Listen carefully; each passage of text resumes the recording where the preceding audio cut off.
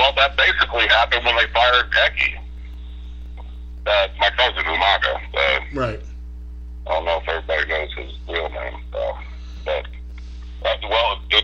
just came about. Something happened in Pensacola where his wife got in an altercation with a person in a bar, and of course my cousin went to aid her,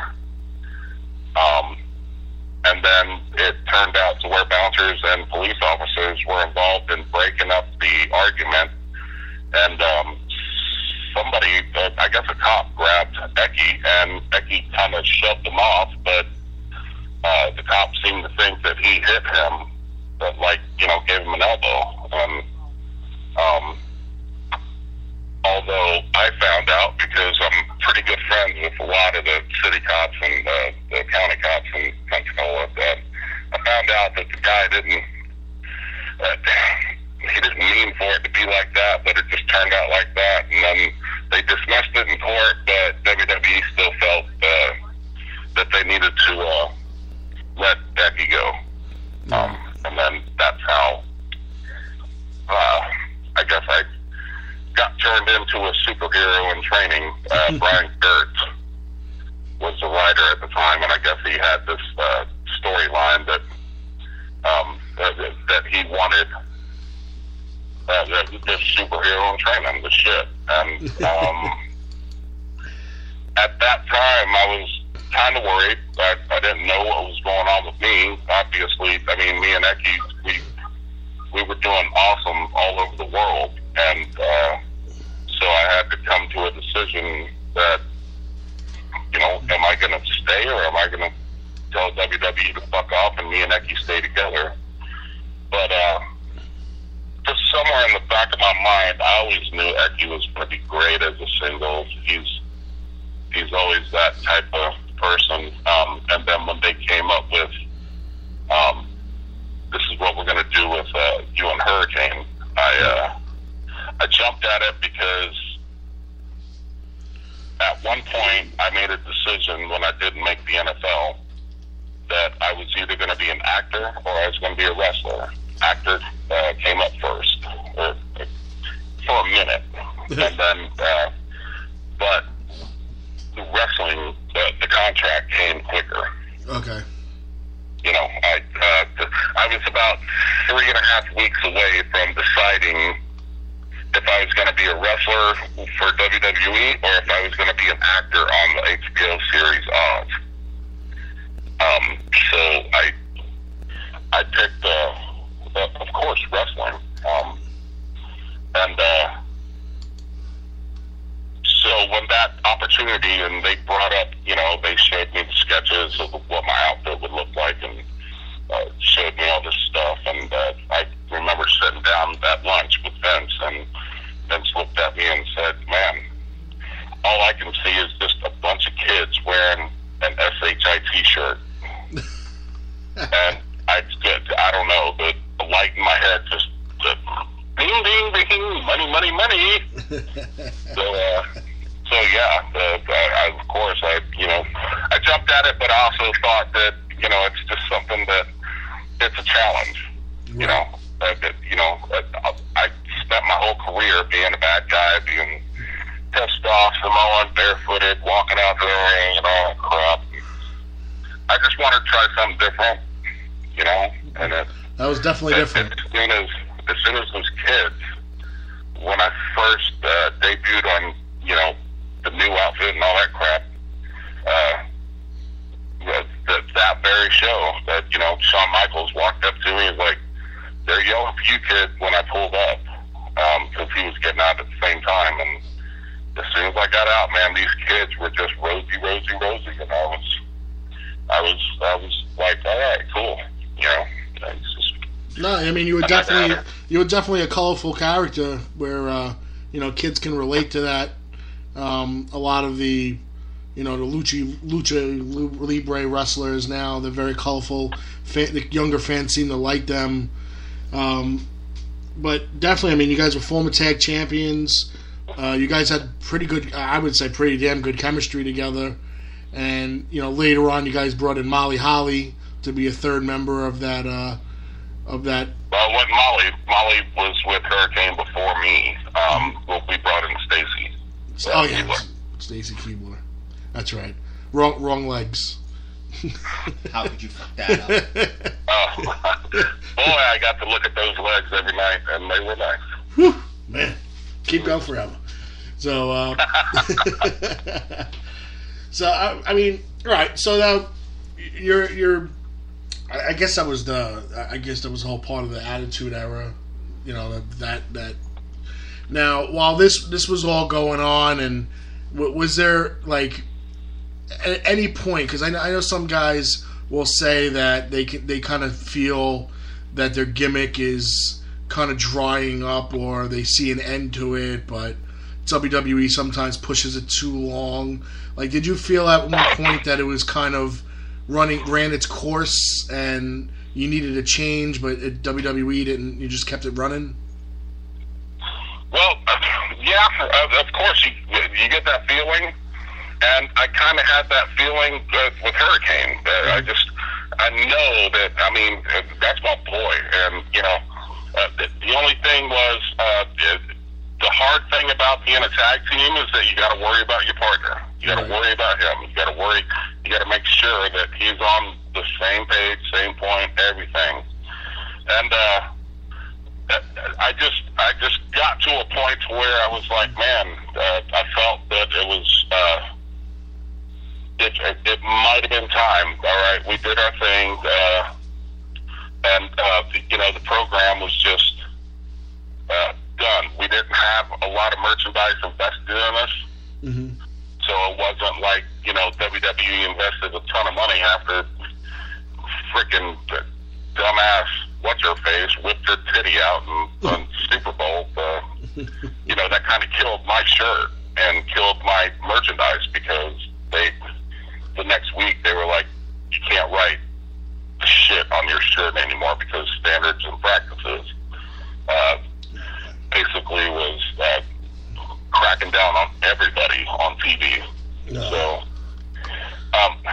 but at the same time, Hurricane was he's Hurricane. He had a great career as a singles wrestler. I just seem to think that at that point, Becky learned his lesson, and they would bring us back, and I was we kind of was okay with working with me going back with Becky and bringing 3-minute warning back, because we really didn't get that launched the way we wanted it. With me hurting my hip the very first night that we started, that kind of, it just kind of put a bad omen on it. But at the same time, I just figured it'd work, but the office seemed to think that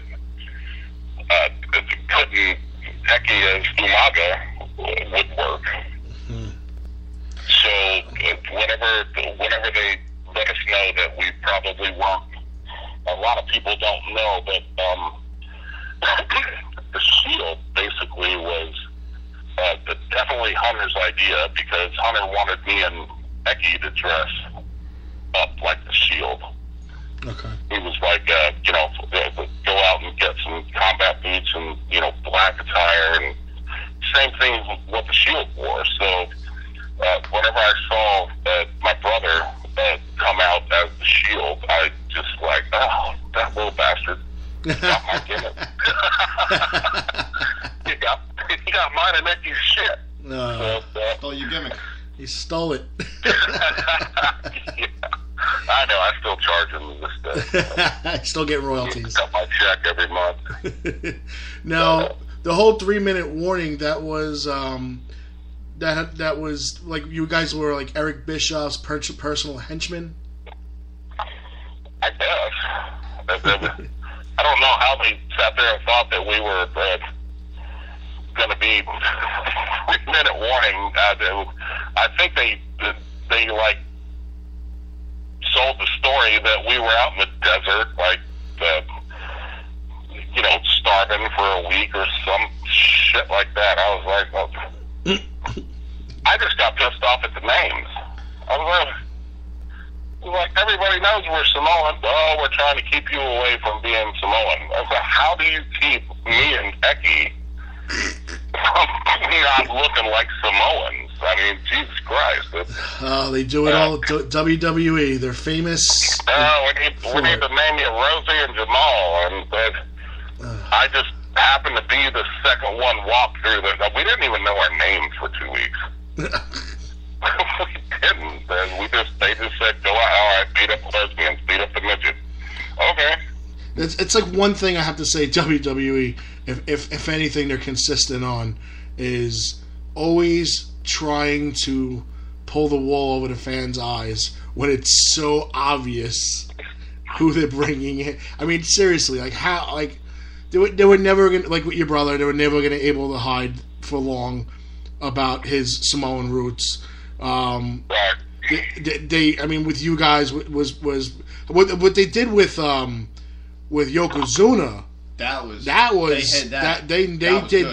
They were very clever with that one. Before we get into that is what I don't dislike. Vince came out and told everybody, this is an entertainment. Mm-hmm. This is sports entertainment. And to be honest with you, having Rodney come out there and do that, man, it's just entertainment. And that's where I dig the versatility of my family. Right. Is that, my dad and uncle, Peter Maivia and everybody, they were their spot. But, as the times change, it's just one of those things that makes me proud of my family, is that, we can do a Rikishi, we can do a Rosie, we can do a Yokozuna, I just thought he was amazing playing that, the fact that people didn't know for years. Oh, I could have sworn he was from Japan. That he was related to your family. Like, they swore up and down that he was a Japanese guy. Yeah, well, back then they were swearing up and down wrestling was real. That's true. Hey, we didn't have the internet to ruin it, so it was easier to remember. It was easier to think that back then without the internet.